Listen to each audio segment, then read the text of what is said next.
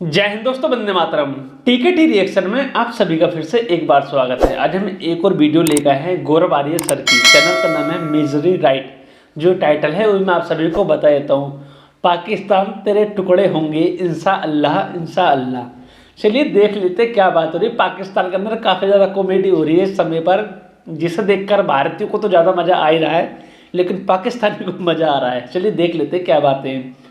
आप प्लीज़ हमारे चैनल को सब्सक्राइब कीजिए, हमारी वीडियोस को लाइक कीजिए। हमारे चैनल को आगे ग्रो करने के लिए आप कमेंट कीजिए, लाइक कीजिए। इससे हमारा चैनल ग्रो होगा और आपको और ज़्यादा बेहतर क्वालिटी की वीडियोस प्रोवाइड करने की हम कोशिश करेंगे। प्लीज़ हमें सपोर्ट कीजिए। जय हिंद दोस्तों, मैं हूं मेजर गौरव आर्य और आप देख रहे हैं मेजरली राइट। पाकिस्तान तेरे टुकड़े होंगे इंशाअल्लाह इंशाअल्लाह। क्यों कहा मैंने ऐसा कि पाकिस्तान तेरे टुकड़े होंगे इंशाअल्लाह इंशाअल्लाह?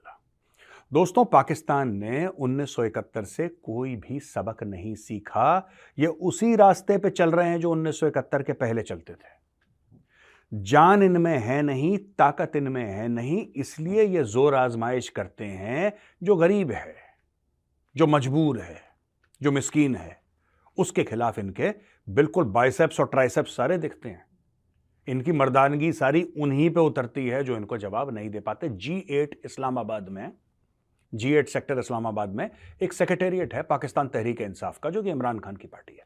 आपको पता है, इमरान खान को पहले 10 साल की जेल, फिर उसके बाद 14 साल की जेल, उसकी बीवी को 14 साल की जेल, कभी तोशा खाना, कभी साइफर, अभी अल कादर ट्रस्ट में अलग मामला चल रहा है। उसके मामले ही मामले खत्म नहीं हो रहे। इन्होंने इतने उसके ऊपर केस डाल दिए हैं, इतने केस डाल दिए हैं इमरान खान के ऊपर कि इमरान खान ये चाहते हैं। सर देखिए, कल क्या होगा मैं प्रिडिक्ट नहीं कर सकता, आप प्रिडिक्ट नहीं कर सकते, ठीक है, वी कैन नॉट प्रिडिक्ट। लेकिन इन्होंने ऐसा कर दिया है कि इमरान खान कभी जेल से ना निकल पाए। ये यही चाहते हैं। कुछ लोग थे पाकिस्तान तहरीक इंसाफ में मजबूत किस्म के, जो इमरान खान के साथ डटे रहे। दोस्तों, कई लोग पाकिस्तान तहरीक इंसाफ छोड़ के चले गए डर के मारे, जैसे फवाद चौधरी, अपने प्यारे डब्बू जी। वो ऐसे भागे। आपने वीडियो देखा है ना, एक वीडियो का ग्रैब हम आपको दिखाते हैं। एडिटर साहब, ऐसी वाली पोजीशन में जरा दिखाना इनको। हाँ, ये डब्बू है। ये डब्बू है। जो गांव में रहते हैं लोग, उनको पता होगा कि सर्दियों में जंगली सुअर जो होता है ना, उसका वजन दुगना हो जाता है। इतना हाथ की चौड़ाई जितना उसके अंदर चर्बी आ जाती है सर्दियों में जंगली सुअर की। ये जंगली सुअर नुमा इंसान भाग रहा है, तगड़क तगड़क तगड़क। ये वही बंदा है जो कभी न्यूक्लियर वॉर की बात करता था, जो कहता था कि इमरान तेरे साथ रहेंगे, मौत आ जाए कोई बात नहीं, तेरे उसूलों पे अपनी जिंदगी कुर्बान। ये ऐसे भाग गए, ठीक है। और छोड़ के, मैं आपको बता रहा हूं, छोड़ के Shirin Mazari, I respect that lady, छोड़ के शिरीन मजारी, बाकी सब जो भी इमरान को छोड़कर गए कायर, ठीक है जी। असद उमर भग लिए, ये भग लिए, वो कोई बात नहीं, दैट्स ओके। मैं दोस्तों इमरान खान का कोई फैन नहीं हूं, बिल्कुल फैन नहीं हूं। और इमरान खान की 10 यूं ऐसी पॉलिसी हैं जिससे मैं डिसएग्री करता हूं। लेकिन मैं आपको एक बात बता दूं, वो आदमी बेखौफ है, यह मानना पड़ेगा। कोई और उसकी जगह होता, अभी तक पैर पकड़ चुका होता। अभी तक उसकी जगह कोई आदमी होता, वो टूट चुका होता, हाथ पैर जोड़ के कॉम्प्रोमाइज साइन कर चुका होता। खान ने नहीं करा। क्या खान कल ऐसा करेगा? I don't know. इंसान है, पता नहीं किसका कब ब्रेकिंग पॉइंट आए, we don't know, I can not say. लेकिन मैं आपको बात बताता हूं दोस्तों, मैंने ऐसा क्यों बोला है कि पाकिस्तान तेरे टुकड़े होंगे इंशाल्लाह इंशाल्लाह। इसके पीछे कारण क्या है, वजूहात क्या है? भाई, कारण सिर्फ यह है कि जब लोग उम्मीद लगा के बैठते हैं किसी चीज पे और उम्मीद टूटती है, तो आदमी फिर दब के बैठ जाता, कहता है यार कुछ नहीं होने वाला इस देश का। पाकिस्तानियों के साथ ऐसा कई बार हुआ। उनके लिए कोई ना कोई मसीहा ऊपर से आया, जो पाकिस्तानी समझते हैं मसीहा आया, किसी को मार दिया, किसी को जेल में डाल दिया, किसी को फेंक दिया, किसी को मतलब दुनिया भर के ड्रामे हुए।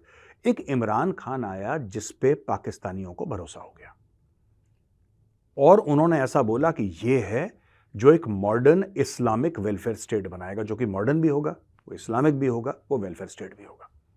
इमरान खान ने सपना दिया पाकिस्तानियों को नया पाकिस्तान का। लेकिन इमरान खान को क्या पता था कि बाहरी ताकतें और अंदर की ताकतें मिलके इमरान खान का डब्बा गोल कर देंगी। दोस्तों, क्या हुआ आपको पता है? ईस्ट पाकिस्तान में हुआ क्या था?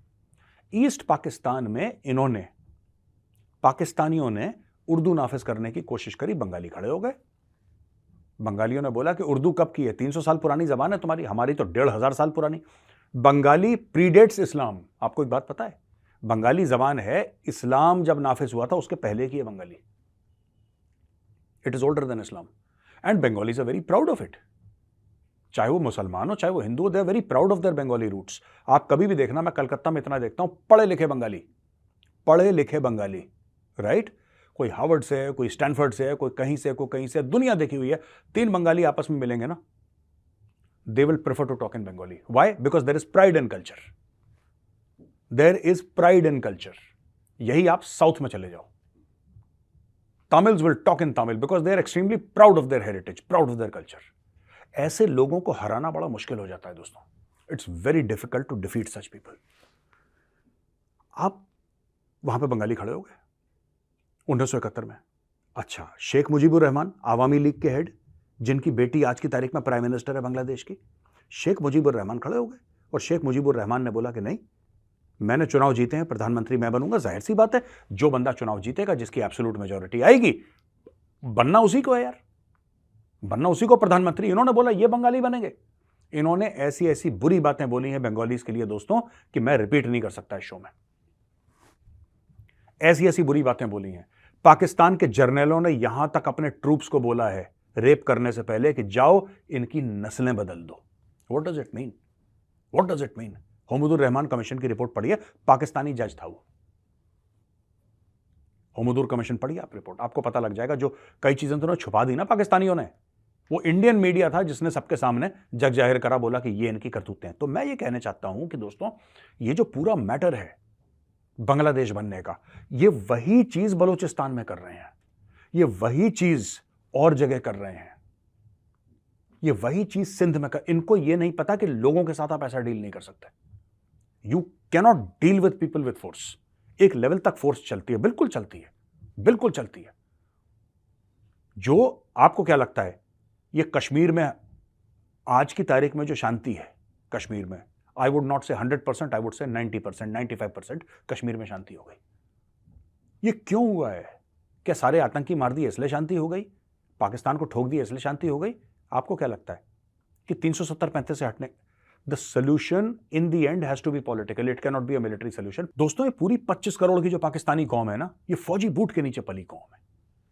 इनको फौज के आगे कुछ नहीं दिखता। We also respect our army, Indian army, लेकिन Indian army serves the people of India. वो सेवा है, वो सर्विस है। ओटीए में लिखा है सर्व विद ऑनर, इज्जत के साथ सेवा। We serve the constitution of India, we serve India, we serve the people of India. ये फर्क है इंडियन आर्मी और पाकिस्तानी। मैं आज क्यों बोल रहा हूं? इन्होंने सारे के सारे इमरान खान के लोगों को जेल में ठोक दिया, राइट? वो मैं आपको बताता हूं कि इतने, जिसको कहते हैं पुश एंड पुल के बाद भी कुछ नहीं हो रहा इस वक्त पाकिस्तान में। ये धीरे धीरे होगा, ये बिल्डअप हो रहा है। बलोचिस्तान में बलोच जो है ना, वो माइनॉरिटी में है, वहां पे पश्तून पॉपुलेशन ज्यादा है। दोस्तों, जो पाकिस्तान का पंजाब है ना, वहां के लोग, जो पाकिस्तानी पंजाबी मुसलमान है, पाकिस्तानी पंजाबी मुसलमान, उसने कभी रेवोल्यूशन नहीं करी। वो रेवोल्यूशन वाला है ही नहीं। They have always been beneficiaries of the state. Always have been beneficiaries of the state. आप इनको बोल दो कि एक बड़ा फ्रीडम फाइटर बताएं। कोई एक फ्रीडम फाइटर होगा जो पाकिस्तान के अंदर पंजाबी मुसलमान होगा। कोई 2-3 फ्रीडम फाइटर के नाम बताओ मैं। अब्दुल्ला भट्टी के आगे तो उनको पता ही नहीं क्या चल रहा है दुनिया में, because they were all beneficiaries of the state. मैं आपको यही बता रहा हूं, ये जिस तरीके से सिंध को, जिस तरीके से बलोचिस्तान को, जिस तरीके से पश्तूनों को, खैबर पख्तूनख्वा में लोग धक्का दे रहे हैं, वो दिन दूर नहीं है कि ये लोग भी अलग होना शुरू कर देंगे। वो दिन दूर नहीं है, क्योंकि पाकिस्तान ने 1971 से कोई भी सबक नहीं सीखा दोस्तों। They have not learned anything. अब देख लीजिए क्या कर रहे हैं, पॉलिटिकल मैच फिक्सिंग। यही पॉलिटिकल मैच फिक्सिंग उन्होंने 1971 में करी थी। शेख मुजीबुर रहमान सारी सीट जीत रहे हैं, कह रहे हैं मुझे प्रधानमंत्री, कह रहा तुम बंगाली तुम बनोगे। उसने बोला हाँ बंगाली मैं हूं और मैं बनूंगा, और उसने अपना देश बना लिया। अब बताओ, यही चीज कल बलोच बोलेगा, तुम बलोच तुम बनोगे क्या? हाँ मैं बनूंगा यार, हाँ मैं बनूंगा। मैं बनूंगा, बलूचिस्तान एक आज़ाद मुल्क बनेगा, Khyber Pakhtunkhwa will become part of greater Pashtunistan, ये सब होगा। एक मुल्क गलती करता है, एक मुल्क अपनी गलतियों का एहसास करता है और एहसास करने के बाद बोलता है कि ठीक है भाई, सॉरी, माफ करना, गलती हो गई, अब हम डर्रे से लग जाएंगे। ये नहीं लगने वाले हैं, ये नहीं लगने वाले हैं। और मैं आपको एक और बात बता दूं दोस्तों, एंड में, ये पाकिस्तानी जो कौम है, ये अपने खुद के इतने बड़े दुश्मन हैं कि इनको किसी साजिश की जरूरत नहीं है। कोई बोले कि साहब यहूदी साजिश कर रहे हैं, हिंदू साजिश कर रहे हैं, ईसाई, कोई साजिश की जरूरत नहीं है। आपके ऊपर 4 मिलिट्री डिक्टेटर आए, किसकी साजिश थी? आप बताओ ना, आप हमें बता दो किसकी साजिश थी। आप कहते हो 71 इंडिया की साजिश थी, उसकी छोड़ दो ना, इंडिया को 2 मिनट के लिए कोने में रखो। इंडिया को, पाकिस्तानी भाइयों बहनों, मैं आपसे पूछ रहा हूं, आपके ऊपर 4 मिलिट्री डिक्टेटर आए, ठीक है, अयूब खान आपके ऊपर आया, याहिया खान आपके ऊपर आया, जियाउल हक आपके ऊपर आया, परवेज मुशर्रफ आपके ऊपर, ये किसकी साजिश थी? पाकिस्तान में डेमोक्रेसी नहीं चल पाई, आज की तारीख में भी डेमोक्रेसी नहीं चल पा रही है, किसकी साजिश है? आपका जो ये काकड़ है, इसको 90 दिन के अंदर इलेक्शन करवाने थे, 90 दिन का इसने डबल कर दिया, किसकी साजिश है? आपके जितने भी सियासतदान हैं और आपके जर्नल हैं, ज्यादातर सियासतदान, मैं सारे सियासतदानों की बात नहीं कर रहा, ज्यादातर सियासतदान और जर्नल हैं, ये चोर हैं। इनके बड़े बड़े महल दुबई में बने हैं, इनके बड़े बड़े महल बने हैं लंदन में और फ्रांस में और यूएस में बने हैं, बड़े बड़े महल, शॉपिंग मॉल्स हैं इनके, प्लाजे हैं इनके, ये किसकी साजिश है? किसी, आप बताओ ना, यहूदी ने बोला कि आप चोरी करो, अगर यहूदी ने बोला चोरी करो तो बता दो फिर साहब, उस फलाने यहूदी ने उस दिन बोला था पाकिस्तानी जर्नल को कि तुम चोरी करो। जनरल आसिम सलीम बाजवा, पापा जॉन वाला, उसने अरबों की दौलत लूट ली पाकिस्तान से। आपका कमर जावेद बाजवा, हजारों करोड़ों उसने गायब कर लिए पाकिस्तान से, किसकी साजिश थी? हिंदू ने साजिश कर दी, मोदी जी ने बोल दिया उसको तुम चोरी करो। ऐसा हुआ है क्या? भाई, जिस तरीके से तुम लोग अपने देश को चला रहे हो, अपने मुल्क को चला रहे हो, बाहर से किसी की जरूरत नहीं है कि हिंदू बैठ के साजिश करे। तुम लोग अपने मुल्क को टुकड़े टुकड़े करने में you are enough, you are more than enough. आप काफी हैं अपने मुल्क के टुकड़े करने में। इसीलिए आज मैंने बोला है, पाकिस्तान तेरे टुकड़े होंगे इंशाअल्लाह, इंशाअल्लाह। वीडियो खत्म हो गई और आप सभी ने मेजर सर की बात सुन ही ली। और पाकिस्तानियों में ये आदत है कि अपना जो मलबा है सारा दूसरों के ऊपर डाल दे, जो बातें हैं सारी दूसरों के ऊपर डाल दे, अपने गिरेबान में कभी झांक कर नहीं देखते कि हमने क्या क्या गलती करी है और भी क्या क्या गलती करने वाले हैं। बलूचिस्तान को इतना ज़्यादा दबाया जा रहा है, उनके संसाधनों को लूटा जा रहा है, उनके संसाधनों पर कब्जा कराया जा रहा है पाकिस्तान और चाइना के द्वारा। तो और जो बाकी जो बलूचियों को गायब करा जा रहा है, ये भी मुद्दा है। अभी देख लीजिए कितना प्रोटेस्ट हुआ। तो सबको ही, जो काकड़ अंकल ने क्या क्या बोला है आप सभी ने इंटरव्यू में देख लिया होगा, सबको ही एक तरह से पीटीआई जो एक तहरीक चल रही है उसका पार्ट बना दिया कि आप बताइए, आप बनाए, इस तरह की बातें करी हैं काफ़ी ज़्यादा। देखिए, एक ऐसा देश जो कि इस्लाम के नाम पे बना है, उसके बाद भी उसके अंदर इतना कुछ बिगड़ा जा रहा है, कुछ सुधरने की कोशिश नहीं करते हैं, बल्कि और ज़्यादा उसमें डीप घुसते ही जाते हैं। मिलिट्री ने पूरे देश को कब्जा रखा है, देश की मिलिट्री होती है, लेकिन हमें मिलिट्री का एक देश है, इस तरह की बातें हैं। और अब आप इलेक्शन देख रहे हैं क्या हो रहा है, कभी कोई जेल में जाता है, कभी कोई जेल में जाता है। इमरान खान को पूरी तरह ब्लॉक कर दिया है, उसका ना कोई भाषण टीवी पर चलता है, वैसे डेमोक्रेसी बोलते हैं, ना कुछ होता है सोशल मीडिया पर, उसको पूरी तरह ब्लॉक करने की कोशिश की जा रही है। उसका जो निशान था, इलेक्शन का निशान था बैट का, उसको छीन लिया है। अब जो पार्टी जीत के आएगी, नवाज शरीफ साहब जीत के आ जाएंगे दोबारा से, बस लो, हो गया पाकिस्तान जिंदाबाद जिंदाबाद करते रहो। ऐसे ही समय आने पर जो पाकिस्तान है, जैसे बांग्लादेश अलग हुआ है, वैसे बलूचिस्तान भी अलग होगा, और भी जो छोटे मोटे चलते रहते हैं इनके ड्रामे, वो भी समाप्त नहीं होंगे कभी। आप भी कमेंट करके बताइए इन सारी बातों पर आप क्या कहना चाहेंगे कि पाकिस्तान जो बोल रहे हैं मेजर सर, कब तक पाकिस्तान के टुकड़े हो पाएंगे? कमेंट में ज़रूर बताइएगा। इसी वीडियो के साथ अंत करते हैं इस सब बातों का। जय हिंद दोस्तों, वंदे मातरम।